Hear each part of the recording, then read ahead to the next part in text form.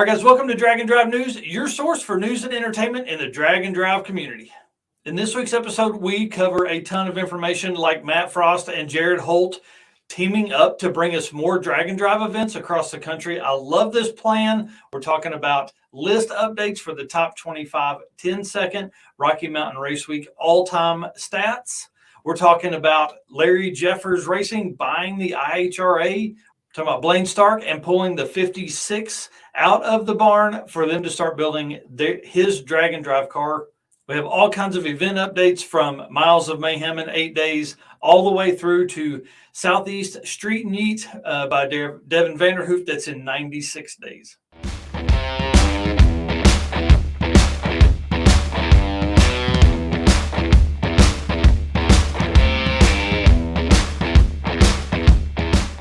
And now for everybody's favorite segment, Built for Drag and Drive, brought to you by our friends at Sweet Patina with the TKO hand cleaning wipes. David Siddon won his class. You remember him? He had the 49 Plymouth Gasser. He won his class at the Langley Loafer event in Mission, British Columbia. Red Hat Scotty, the Dude, and Noah from Questionable Performance Solutions have the engine in the Plan B Mustang, and they are working diligently in the heat to get this car ready for race week. Paulie Castiglione says that all parts are at the engine builder getting balanced and assembled. And then our feature for this week is Blayne, Mr. Crew Chief, with his 56 that they are actually pulling from the barn and moving it forward into the, I would call, on-deck spot. Now that they have taken Mac's Mustang and it is street-worthy, they are moving on to Blayne's car because he only has a few years until he is of legal age to drive by himself. Now, obviously, he joined the Junior Street crew on Rocky Mountain and will, I'm sure, again join for race week. I can't wait to see that dude. This car is a 56 that the family has owned for a while. It's getting an LT swap instead of a typical LS. Uncle Doug Cook is helping with some of that stuff and some of the planning behind that. And of course, if it's a Stark family car, you know it's going to be a stick shift. So I can't wait to see that car. Can't wait to follow along on the build. If you don't follow Blayne, you need to jump over onto his channel right now. I'm going to link it down below, but it's Blayne's Therapy. Hey, man, good luck, dude. We're watching.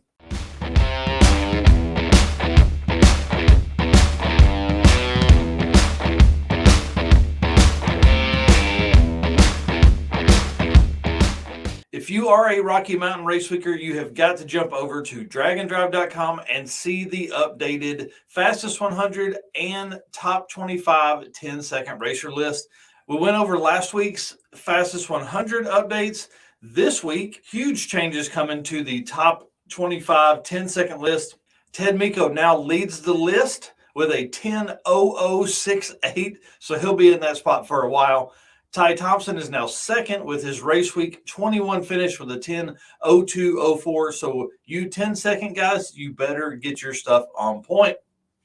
Newcomers to the list is Joe McGill in third place, Mike Sleeper in fifth place, Brandon Picorni in 15th place, Jason Acton in 23rd, and James Chance in 24th.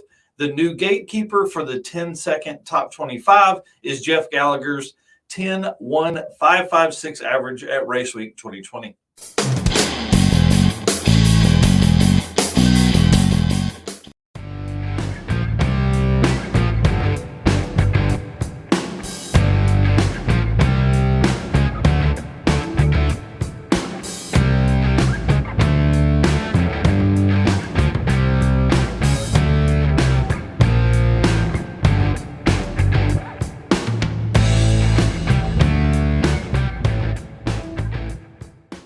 And now for your Drag and Drive event updates, day counts. Let's start there. Guys, Miles of Mayhem is in 8 days.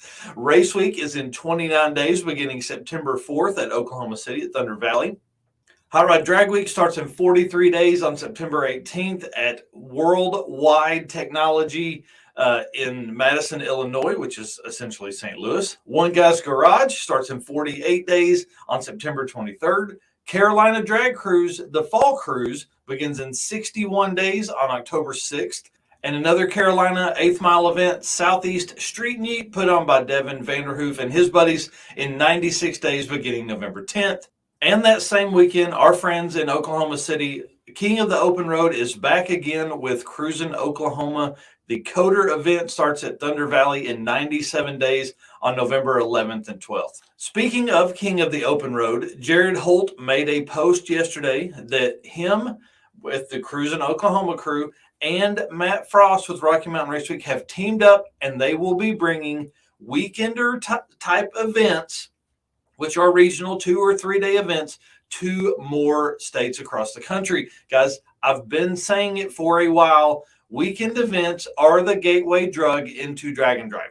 Let people come out and do these events. If we could have more weekend events, we can have so many more people in the drag and drive community. I'm excited to see this. I know Jared puts on an amazing event. And of course, Matt and the team put on an insane event. We love those. I've been messaging Jared. I'm getting all the information I can, guys. More details to come. Make sure you're following all the social media sites because I'll be posting as soon as I hear something, I post it to those.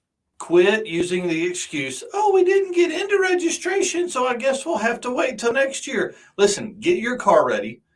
Get the time off from work. You have plenty of time to know when these events are going to be. Get the event plan that you want to attend and show up. Okay? Show up to a major drag and drive and get in and race. Hot Rod Drag Week 2021 had 34 people just show up. And they were still short of their 400 car count. Okay, 341 cars started Hot Rod Drag Week 21. That should tell you right there, there's plenty of space for you. So they had 59 spots still open. I reached out to Adam Dory to see how many folks typically show up that are not on the list for Rocky Mountain Race Week. He said there's usually a couple dozen. The folks that aren't able to get in, well, then road week, because you already have the week off because you were planning to race. Use it as a test pass. And then I reached out to Tom Bailey. He said sick week also had at least a dozen, maybe more. So what's that mean? That means stop using the excuse. Stop it. Just right now. Just stop. For all of you Miles of Mayhem fans, we are 8 days away, remember. I reached out to the Medicine Hat Drag Race Association asking them for track updates or any kind of insight they can give us. They said the concessions stand and the beer garden will be open from 9 a.m. to 2 each day. Now listen, don't drink and race. Okay, that's all I'm going to say. For everybody else that's going to have some fun, hey, whatever you want to do, you're an adult. They said they do have camping on site. The camping is free in the spectator side. To camp on the return road is $20. Spectators are $10 a day, kids 12 and under for free. The public gates open at 9 a.m. If you haven't done it yet, make sure you like and follow the Miles of Mayhem Facebook and Instagram pages. I'm sure there'll be tons of updates coming to those as the event happens again in 8 days. And now for some update with Race Week 2022. Adam Dory posted the shootout classes names have changed. For the Fast 8, it is Bad Mother 8, BMF 8. Those guys will be racing for $7,500. And then you've got the Fast AF 8 racing for $2,500. You've got the Quick 16 racing for $1,000. You got Exhibition Heads Up racing for $1,000. You've got Rowdy Heads Up racing for $1,000. If a Rowdy car wants to race in the BMF 8 or FAF 8, we'll accept either a readily available 1/8 mile conversion chart to 1/4 mile or a valid stamped draggy pass. But you have to race on the pizza cutters, okay? So that is Rowdy Radials. Those are a small tire, 235 by 8.5. That class races 1/8 mile in Race Week or Rocky Mountain. The bracket race will now be called the Bracket Bash, and time only will be time only still. If you attend Race Week, you can see my brother in the MG, our Project Adam Ant, for the week. And then my daughter and I will be there Sunday through Tuesday, gathering content and talking to racers and things like that. And again, Race Week starts in 29 days. I'm pumped. That's the gateway drug for us that got us into this. If we had not attended Race Week, we would never have been here. So thank you, Jonathan Stonesiper. And new for 2022 is Hot Rod Drag Pack for folks that want to cruise with the event but do not want to race. $250 gets your car, a driver, and 1 passenger in. Drag Pack ticket holders get to park in the pits or in premier areas of the track. Suite access at Worldwide Technology Raceway on Monday and Friday, and then suite access and lunch at Lucas Oil Indianapolis Raceway Park on Tuesday, and 1 gift item per vehicle. So it's pretty exciting that we're bringing more folks into the drag and drive community by also offering ways for them to cruise around. Or if you have a Plan B car that you don't want to race and you want to let a race car in, you can now still go along with the trip. So it's exciting. So every major drag and drive now has a road week or sick ward or VIP area for non-racers to attend, something for your family to go in, just be a part of the trip. So that's exciting. All right, guys, and the last event we're going to cover this week is the Southeast Street Meet put on by Devin Vanderhoof and his buddies. Registration opens August 14th at 5 p.m. Eastern. It's limited to 100 spots. $155 gets you in, but that does not include track entry. $20 per track. Checkpoints have already been added to the website, SEStreetYeet.com. The specific route won't be handed out until the event that day. And then they also have a road week and sick ward option that is Yeet Fleet. Love that. And it's $75. Clocks will be on for this event.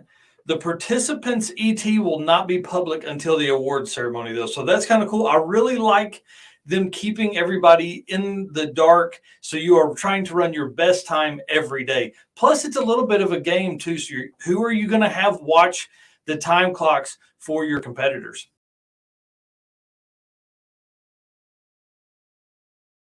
All right, guys, and if you are following along with any kind of automotive news, you've heard that Larry Jeffers has purchased the IHRA. Louis Partenza, President and CEO of IRG Sports and Entertainment, who currently owns and will operate the IHRA throughout the end of the year, said that we're confident in Larry's vision for the future of the IHRA. His plan is to build on the organization's existing history and philosophy while strengthening and expanding into the blah, blah, blah, blah, blah. Here's the deal.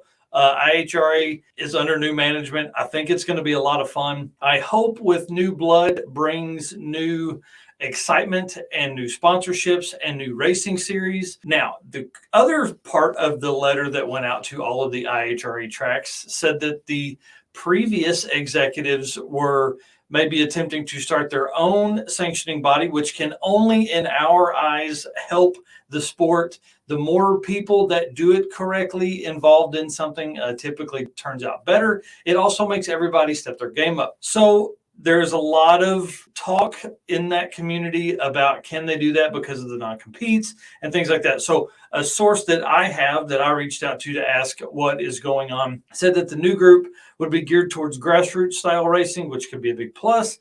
And hopefully that means, and this is my thought, that we can get some of them to help push a drag and drive event sanctioning, rule. Hopefully we can take some of that. We can get involved in some of these sanctioning type stuff. And again, do what we're wanting to do, which is take drag and drive to mainstream. So there's always a drag and drive event happening, big, national events, small events, weekend events, things like what Matt Frost and Jared Holt are doing with Rocky Mountain Race Week and Cruising Oklahoma, or the King of the Open Road, sorry. IHRA Australia has also been sold to a group of Australians.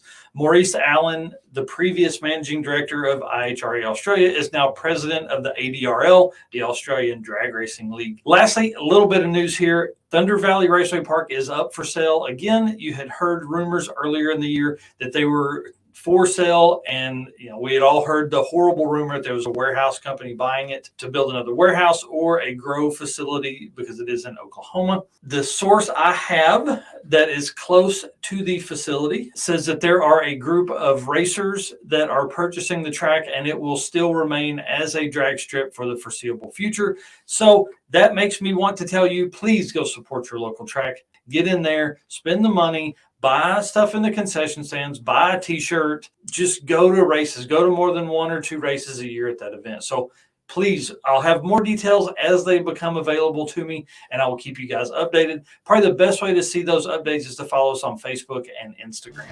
All right, guys, as we lead into the busiest next few weeks of the drag and drive season, you guys have got to get out and get your merch. Make sure when you show up to the tracks for race week or drag week or One Guy's Garage, or Carolina Drag Cruise, or Street and Yeet. If you haven't done it yet, swing by the website, dragonDrive.com, and pick up your Drag and Drive Addiction merch. Show your enthusiasm for your hobby at any local event, or just like me, your regular daily job. Currently, we are running a special with free shipping on every order.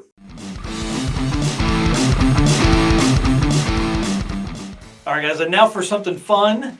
We talk about news and entertainment around here. Well, here's some entertainment for you. I took a page from the Destroyer 1320 book, and if you haven't seen these John Daly memes, you are missing out. Oh my gosh, they are hilarious. I'm loving them. Everybody keep posting them down in the comments of these things. It doesn't get any better than this stuff right here. So I'm going to leave you guys with these. There's about 10 or 15 of them. Y'all have a great day. Thank you very much for watching. I really appreciate it. If you haven't done it yet, subscribe to the channel. We'll see you soon.